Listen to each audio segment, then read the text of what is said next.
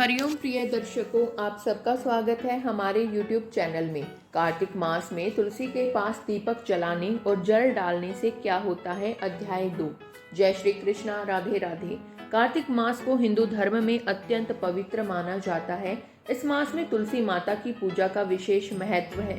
तुलसी का पौधा केवल एक औषधीय पौधा ही नहीं, बल्कि धार्मिक दृष्टि से भी बेहद पवित्र माना जाता है।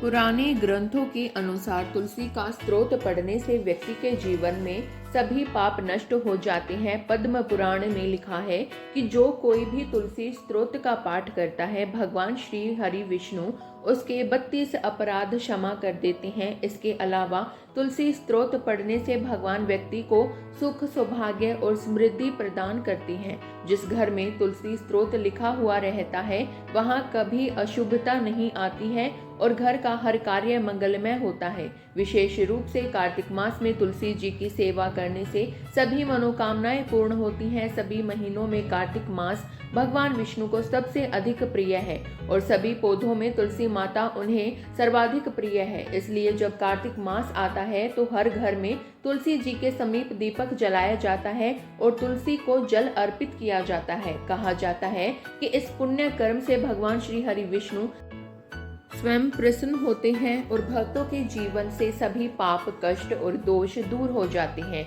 अतः कार्तिक मास में प्रतिदिन तुलसी माता को जल अर्पित करें, उनके चरणों में दीपक जलाएं और भगवान श्री हरि विष्णु का नाम स्मरण करें। यही कार्तिक का नियम और विष्णु भक्ति का रहस्य है। जय श्री हरि विष्णु, जय तुलसी माता की। भक्तों, एक बार की बात है, देवी सत्यभामा ने भगवान श्री कृष्ण से पूछा, हे स्वामी, आप नित्य तुलसी को जल क्यों देते हैं और देवी रुक्मणी तुलसी के पास दीपक क्यों जलाती हैं? तब भगवान श्री कृष्ण मुस्कुराए और बोले, हे सत्यभामा, आपने जगत कल्याण के लिए यह अति उत्तम और पवित्र प्रश्न किया है। हे देवी, तुलसी कोई साधारण वनस्पति नहीं, बल्कि वह स्वयं लक्ष्मी जी का अवतार है। जिस प्रकार कार्तिक मास मुझे प्रिय है, उसी प्रकार तुलसी मुझे मेरे हृदय के समान प्रिय है। तुलसी में जल अर्पण करने से भक्त के जीवन में सुख, समृद्धि और मोक्ष के मार्ग का द्वार खुलता है और दीपक जलाने से घर में लक्ष्मी स्थिर रहती है। जो भी मनुष्य तुलसी को जल देता है, उस पर मेरी कृपा सदैव बनी रहती है। जो भी मुझे तुलसी पत्र डालकर भोग चढ़ाता है, मैं उसे प्रेम से स्वीकार करता हूँ। तुलसी पत्र के बिना मैं किसी भी प्रकार का भोग स्वीकार नहीं करता हूँ। हे देवी, अब मैं तुम्हें तुलसी को जल देने और तुलसी के पास दीपक जलाने का महत्व सुनाता हूँ। इसीलिए तुम इस कथा को ध्यान से सुनो। जो भी स्त्री इस कथा को ध्यान से पूरा सुनती है, वह सदा सुहागिन रहती है। उसके घर में सुख, समृद्धि आती है और दरिद्रता का नाश होता है। देवी सत्यभामा कहती है, हे स्वामी, मैं इस कथा को ध्यान से पूरा सुनूंगी, कृपा आप मुझे वह कथा कहिए। तब भगवान श्री कृष्ण देवी सत्यभामा को वह कथा सुनाने लगते हैं। भगवान श्री कृष्ण कहते हैं, हे देवी, मध्य देश में श्याम शर्मा नाम का एक वैश्य अपनी पत्नी के साथ रहा करता था।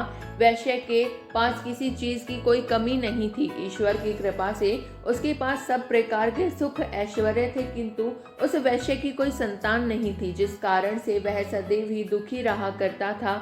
उसे वैद्य ने संतान प्राप्त के लिए कोई उपाय बताए।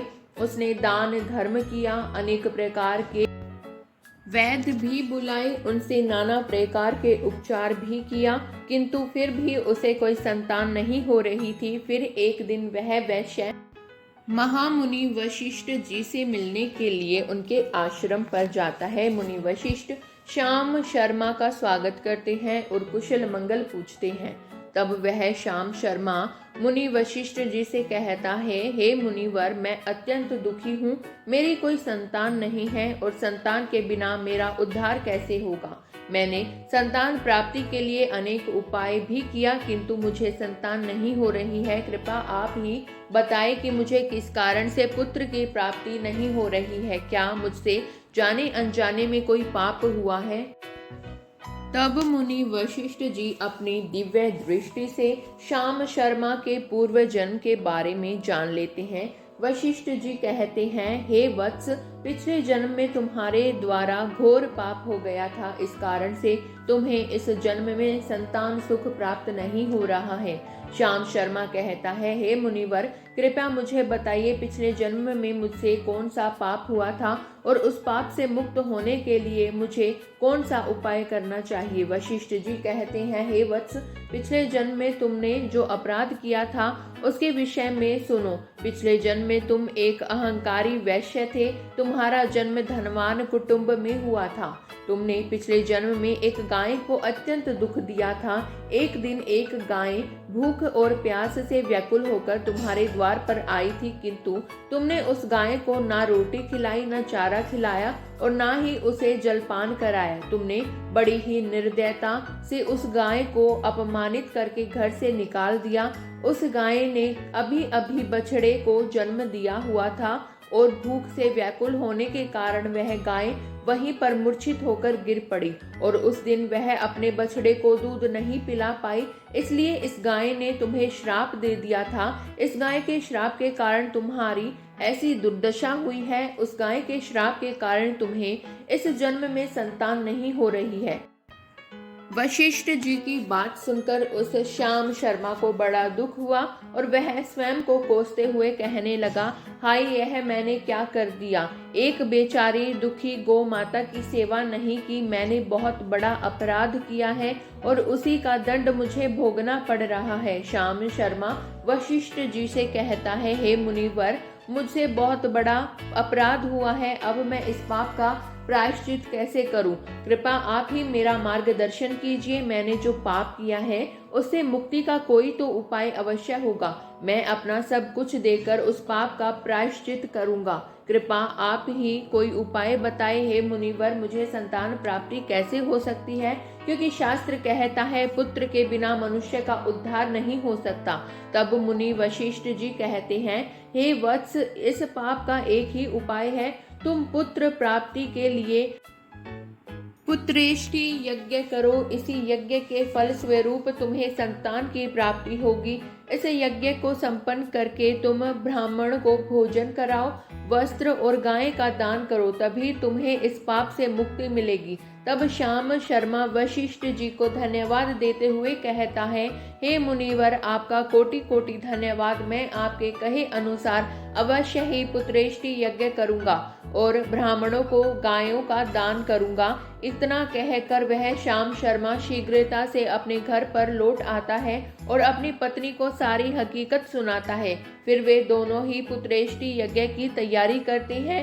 अनेक ऋषि मुनियों को निमंत्रण देकर वह श्याम शर्मा पुत्रेष्टि यज्ञ संपन्न कराता है और उन ऋषि मुनियों तथा ब्राह्मणों को गाय का दान कराता है। यज्ञ के संपन्न होने के पश्चात यज्ञ की आग से अग्निदेव प्रकट होते हैं और उस श्याम शर्मा से कहते हैं, हे श्याम शर्मा, आज तुम्हारा यज्ञ सफल हुआ है। तुमने पुत्र प्राप्ति के लिए यह यज्ञ किया था, इसलिए तुम्हें मेरी कृपा से एक पुत्र की प्राप्ति होगी, किंतु तुम्हारे पुत्र की आयु केवल 18 वर्ष की ही होगी और 18 वर्ष समाप्त हो जाने के पश्चात तुम्हारे पुत्र की मृत्यु हो जाएगी। इतना कहकर अग्निदेव अंतर्ध्यान हो जाते हैं। पुत्रेष्टि यज्ञ करके और अग्निदेव से पुत्र का वरदान प्राप्त करके वह श्याम शर्मा बहुत प्रसन्न तो हुआ, किंतु उसे बड़ा दुख भी हुआ। श्याम शर्मा ने सोचा, पुत्रहीन होने से अच्छा है कम आयु वाला पुत्र ही ठीक है। फिर वह पिछले की तरह अपने कार्य में लगा रहा। कुछ ही दिनों के पश्चात उसकी पत्नी ने गर्भ धारण किया। श्याम शर्मा ने पुत्र के जन्म से पूर्व किए जाने वाले सभी संस्कार किया और फिर उसे एक अत्यंत सुंदर पुत्र की प्राप्ति हुई। वह बालक बड़ा ही तेजस्वी दिखाई पड़ रहा था। श्याम शर्मा ने पुत्र के जन्म के बाद किए जाने वाले भी सभी संस्कार किए और पुत्र को गुरुकुल में शिक्षा प्रदान की। श्याम शर्मा का पुत्र जैसे जैसे बड़ा होने लगा, श्याम शर्मा को बहुत अधिक चिंता सताने लगी। फिर जब उसका पुत्र 16 वर्ष का हुआ तो श्याम शर्मा की पत्नी ने उससे कहा, अब हमें अपने पुत्र का विवाह कर देना चाहिए। हमारा पुत्र अब विवाह के योग्य हो गया है। श्याम शर्मा ने कहा, हे प्रिय, विधि के विधान के अनुसार हमारे पुत्र की आयु केवल 18 वर्ष की ही है। 18 वर्ष के पश्चात हमारे पुत्र की मृत्यु हो जाएगी, इसलिए हमें इसका विवाह करके किसी कन्या के जीवन को बर्बाद नहीं करना चाहिए। वह तो 2 वर्षों बाद विधवा हो जाएगी, फिर उसे जीवन में अनेक कष्ट सहन करने पड़ेंगे। लेकिन श्याम शर्मा की पत्नी नहीं मानी, वह अपने पुत्र का विवाह होता देखना चाहती थी। श्याम शर्मा की पत्नी कहती है, हे नाथ, कुछ भी हो, मैं अपने पुत्र को अविवाहित मरते हुए नहीं देख सकती। हमारे पास किस चीज की कमी है? हमारी पुत्र वधू इस संपत्ति को प्राप्त करके सुखी जीवन ही जिएगी। इसलिए अब आप संकोच ना करें और हमारे पुत्र के लिए सुंदर कन्या की खोज करें। अपनी पत्नी के मन के आगे श्याम शर्मा की एक ना चली और फिर वह पुत्र के विवाह के लिए मान गया। फिर उसने पास ही के नगर में रहने वाले एक अत्यंत गरीब वैश्य की पुत्री के साथ अपने पुत्र का विवाह संपन्न किया। श्याम शर्मा की बहू का नाम सुभद्रा था। वह अत्यंत गुणवान, चरित्रवान और पतिव्रता नारी थी। वह अपने पति के मृत्यु के बात को नहीं जानती थी। सुभद्रा नित्य अपने सास ससुर और पति की सेवा करने लगी। वह सभी के साथ बड़े प्रेम से रहती और कभी किसी की आज्ञा का उल्लंघन नहीं करती थी। उसने अपनी मधुर वाणी और कार्य कुशलता से सभी के मन को जीत लिया। इस प्रकार से 2 साल बीत गए और फिर वह समय निकट आ गया। तब श्याम शर्मा के पुत्र की मृत्यु होने वाली थी। श्याम शर्मा को बड़ा भय लगने लगा। फिर एक दिन उसने अपनी बहू को बुलाया और उसे क्षमा मांगते हुए कहने लगा, हे बहू, तुम मुझे क्षमा कर देना, मैंने तुम्हारे साथ बहुत बड़ा अन्याय किया है। सुभद्रा ने कहा, हे ससुर जी, आप ऐसा क्यों कह रहे हैं? आप मुझसे क्षमा मांगकर मुझे लज्जित ना कीजिए। मैं आपकी पुत्री के समान हूँ। कृपा आप संकोच ना करते हुए आपके मन में जो भी बात है वह कहिए, मैं आपकी आज्ञा का पालन अवश्य करूंगी। फिर श्याम शर्मा कहने लगा, हे पुत्री, तुम कल्याणी हो, तुम एक महान पतिव्रता नारी हो, किंतु मेरे पुत्र के साथ तुम्हारा विवाह होने से पूर्व मैंने तुमसे एक बात छुपाई थी। हमें पुत्र की प्राप्ति पुत्रेष्ठ यज्ञ करने के बाद हुई थी और अग्निदेव ने हमें यह कहते हुए पुत्र का आशीर्वाद दिया था कि हमारे पुत्र की आयु केवल 18 वर्ष की होगी। 18 वर्ष के बाद हमारे पुत्र की मृत्यु हो जाएगी। अपने ससुर की बात सुनकर सुभद्रा ने कहा, हे ससुर जी, बस इतनी सी बात, आप चिंता ना कीजिए। मैं आपको वचन देती हूँ कि आपकी पुत्र वधू अर्थात मैं कभी विधवा नहीं होंगी। आपके पुत्र के प्राणों की रक्षा मैं करूंगी। आप अब बस मुझे एक दीपक, जल का घड़ा और एक गाय लाकर दीजिए। मेरे पति के प्राणों की रक्षा इन्हीं से होगी। सुभद्रा की बात सुनकर श्याम शर्मा को बड़ा आनंद हुआ और वह कहने लगा, हे बहू, जैसी तुम्हारी इच्छा, मैं तुम्हें वह सब चीज लाकर देता हूँ। इतना कहकर श्याम शर्मा ने अपनी बहू को वह तीनों चीज लाकर दी। फिर जब वह दिन निकट आ गया जिस दिन सुभद्रा के पति की मृत्यु होने वाली थी, उस दिन सुभद्रा ने सुबह उठकर ही तुलसी को जल चढ़ाया था और उन्हें प्रणाम करते हुए तुलसी के पौधे पर एक चुनरी बांध दी और तुलसी माता से प्रार्थना की कि हे तुलसी माँ, मैं आपको चुनरी चढ़ा रही हूँ, कृपा अब आप मेरे सुहाग की रक्षा करना। फिर सुबह के समय यमराज का एक दूत श्याम शर्मा के पुत्र के प्राण लेने के लिए उसके घर पर आ गया। जैसे ही वह घर में प्रवेश करने लगा, तब तुलसी के पौधे ने उसे रोक दिया और कहा, हे यमदूत, इस घर में निवास करने वाली स्त्री ने मुझे चुनरी चढ़ाई है और इसलिए अब इसके सुहाग की रक्षा मैं कर रही हूँ। तुम इसके घर में प्रवेश नहीं कर सकते। इतना कहकर तुलसी ने यमराज के उस दूत को घर में जाने से रोक दिया। वह दूत भयभीत होकर सुभद्रा के पति के प्राण लिए बगैर ही यमपुरी लौट गया। यमपुरी में जाकर उसने यमराज से कहा, हे धर्मराज, मैं धरती लोक पर एक पुरुष के प्राण लेने के लिए गया था, किंतु तुलसी के पौधे ने मेरा रास्ता रोका। उस तुलसी के पौधे के कारण मैं घर में प्रवेश नहीं कर पा रहा हूँ।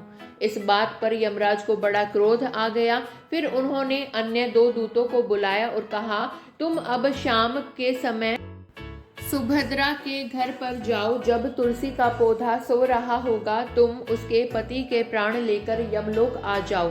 फिर शाम के समय यमराज के 2 दूत सुभद्रा के घर की ओर निकल पड़े।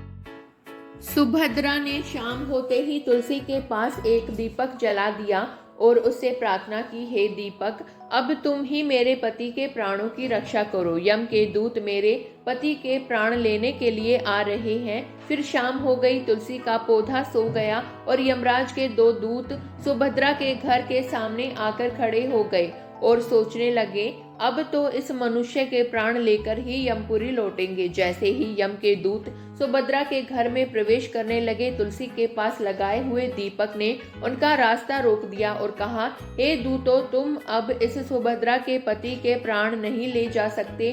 उस स्त्री ने मुझे प्रज्वलित करके उसके पति के प्राणों की रक्षा करने की प्रार्थना की है, इसलिए अब मैं उसके पति के प्राणों की रक्षा कर रहा हूँ। इसलिए तुम आज उसके पति के प्राण नहीं ले जा सकते। तुम यहीं से लौट जाओ, नहीं तो मैं सब कुछ जलाकर भस्म कर दूंगा और मेरी अग्नि में तुम दोनों भी जलकर भस्म हो जाओगे। उस दीपक की बात सुनकर यमराज के दोनों दूत अत्यंत भयभीत हो गए और फिर से लौटकर यमराज के पास चले गए। वहां पर जाकर उन्होंने यमराज को सारा वृत्तांत सुनाते हुए कहा, हे यमराज, आपकी आज्ञा का पालन करते हुए हम दोनों शाम के समय उस पुरुष के प्राण लेने के लिए गए थे, किंतु तुलसी के पास लगाए हुए दीपक ने हमारा रास्ता रोक दिया, इसलिए हम खाली हाथ ही लौट आए हैं। यह सुनकर यमराज को बड़ा क्रोध आ गया। फिर उन्होंने अन्य 4 दूतों को बुलाया और कहा, अब तुम सुबह उस सुभद्रा के जागने से पहले जाओ और उसके पति के प्राण लेकर आ जाओ।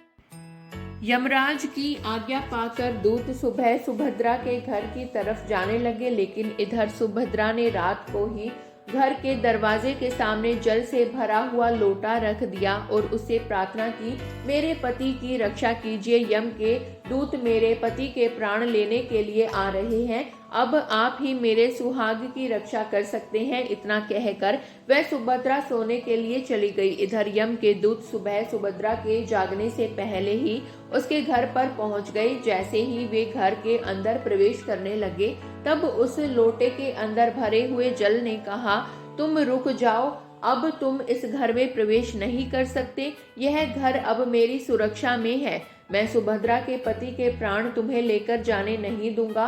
अगर तुमने इस घर में प्रवेश किया तो मैं नरक की अग्नि को बुझा दूंगा, जिसमें सारा नरक लोक डूब जाएगा। यह सुनकर यमराज के बेचारे दूत घबरा गए और एक दूसरे की तरफ देखकर उस स्थान से भाग गए। वे सभी यम के दूत यमराज के पास लौट गए और उनसे कहने लगे, हे धर्मराज, आपकी आज्ञा का पालन करने के लिए हम चारों सुबह सुभद्रा के जागने से पहले ही उसके पति के प्राण लेने के लिए पहुंच गए थे, किंतु सुभद्रा के घर के बाहर रखे हुए जल के लोटे ने हमारा मार्ग रोक लिया और इसी कारण से हम उसके घर में प्रवेश नहीं कर सके। अब यमराज को बहुत ही अधिक क्रोध आ गया। इस बार उन्होंने 8 यमदूतों को बुलाया और कहा, हे यमदूतों, अब शीघ्रता से जाओ और बलपूर्वक उस मनुष्य के प्राण खींचकर यमलोक लेकर आओ।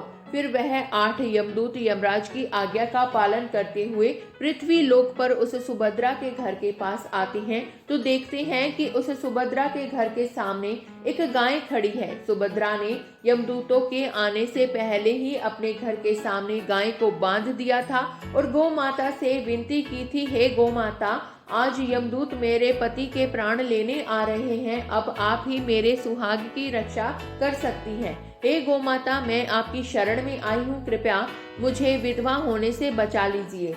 उस गाय ने कहा, हे पुत्री, तुम चिंता मत करो, तुम्हारे पति के प्राणों की रक्षा मैं स्वयं करूंगी। मेरे होते हुए यम के दूत तुम्हारे घर में प्रवेश नहीं कर पाएंगे, इसलिए तुम चिंता से मुक्त होकर घर में अपने पति की सेवा करो। फिर जैसे ही वे यमदूत घर के अंदर प्रवेश करने के लिए आगे बढ़ती हैं, तब वह गाय उन्हें रोक देती है और कहती है, इस घर में तुम लोग प्रवेश नहीं कर सकते। इस घर की रक्षा मैं कर रही हूँ। मेरे रहते कोई भी इस घर के अंदर प्रवेश नहीं कर सकता।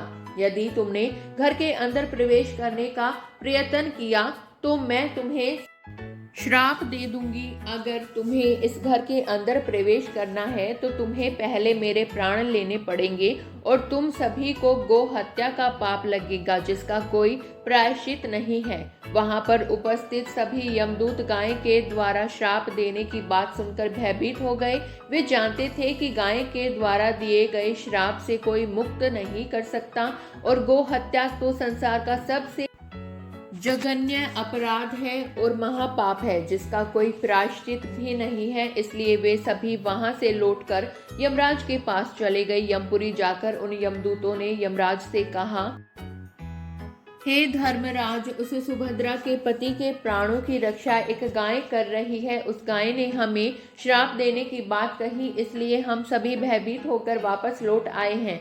हम में गाय का सामना करने की शक्ति नहीं है। उन यमदूतों की बात सुनकर यमराज आग बबूला हो गए और स्वयं भैंस पर सवार होकर पृथ्वी लोक की ओर निकल पड़े। यमराज अपने भैंसे पर सवार होकर उस सुभद्रा के घर के पास चले आते हैं। यमराज को अपने घर के सामने खड़ा हुआ देखकर सुभद्रा भयभीत हो जाती है और जल्दी से आकर यमराज के चरण स्पर्श करके उन्हें नमस्कार करती है और उनकी स्तुति करने लगती है। हे यमराज, आप तो तीनों लोकों के प्राणियों पर कृपा करने वाले महान देवता हैं। इस संसार के समस्त प्राणियों के पाप और पुण्य का लेखा जोखा आप अपने पास रखते हैं। हे न्याय के देवता धर्मराज, मैं सत्य धर्म का पालन करने वाली पतिव्रता स्त्री हूँ। मैं आपको बारंबार नमस्कार करती हूँ, कृपा मुझे आशीर्वाद दीजिए। सुभद्रा के द्वारा की गई स्तुति से यमराज अत्यंत प्रसन्न होती हैं और उसे अनजाने में ही सदा सुहागन रहो ऐसा कहकर आशीर्वाद देते हैं। फिर जब यमराज सुभद्रा के पति के प्राण ले जाने के लिए आगे बढ़ते हैं तो सुभद्रा कहती है, हे यमराज, आपने अभी मुझे सदा सुहागन रहने का आशीर्वाद दिया है और अब आप मेरे पति के प्राण लेने जा रहे हो। इससे तो आपका आशीर्वाद झूठा साबित हो जाएगा। यह सुनकर धर्मराज रुक जाते हैं और सुभद्रा की ओर देखकर मुस्कुराने लगते हैं। सुभद्रा के निर्मल हृदय और अपने पति के प्रति समर्पण भाव को देखकर यमराज अत्यंत प्रसन्न होते हैं। सुभद्रा की ओर देखकर यमराज कहते हैं, हे पुत्री, आज तुमने साक्षात मृत्यु को ही पराजित किया है। मैं तुम्हारे पतिव्रत धर्म से अत्यंत प्रसन्न हूँ। अब मैं तुम्हारे पति के प्राण छोड़ देता हूँ। तुम्हारी जो भी मनोकामना है वह मुझसे मांग लो। तब सुभद्रा ने कहा, हे धर्मराज, मैं अपने पति के लिए 100 वर्ष की आयु मांगती हूँ। मेरे लिए मेरे पति ही परमेश्वर है। मैं अपने पति को छोड़कर जीवित नहीं रह सकती, इसलिए आप मुझे यही वरदान दीजिए। तब यमराज प्रसन्न होकर कहते हैं, तथास्तु हे कल्याणी, आज से जो भी स्त्री अपने घर के सामने तुलसी का पौधा लगाती है, तुलसी के पास शाम को दीपक जलाती है, जिस घर के सामने गाय बंधी होती है और जो स्त्री अपने घर के सामने जल का लोटा रखती है, उसके घर में कभी मेरे दूत प्रवेश नहीं करेंगे। इतना कहकर यमराज उस स्थान से अंतर्ध्यान हो जाते हैं। भगवान श्री कृष्ण कहते हैं, हे देवी, इस प्रकार से उस सुभद्रा ने अपने पतिव्रता धर्म का पालन करके उसकी मृत्यु को टाल दिया था। इसलिए जो भी स्त्री अपने घर के सामने तुलसी का पौधा लगाती है, रोज शाम को तुलसी के पास दीपक जलाती है, उसके घर में मृत्यु प्रवेश नहीं करती है। जिस घर के सामने गाय बंधी होती है, उस घर में कभी दुख दरिद्रता नहीं आती है। जो स्त्री अपने घर के सामने जल से भरा हुआ लोटा रखती है, उसके घर में कभी शोक नहीं होता है। तो दोस्तों, इस प्रकार से भगवान श्री कृष्ण ने देवी सत्यभामा को तुलसी के पास दीपक जलाने का महत्व सुनाया। जय श्री हरि विष्णु। अगर वीडियो पसंद आई हो तो हमारे चैनल को सब्सक्राइब करना ना भूलें। धन्यवाद दोस्तों।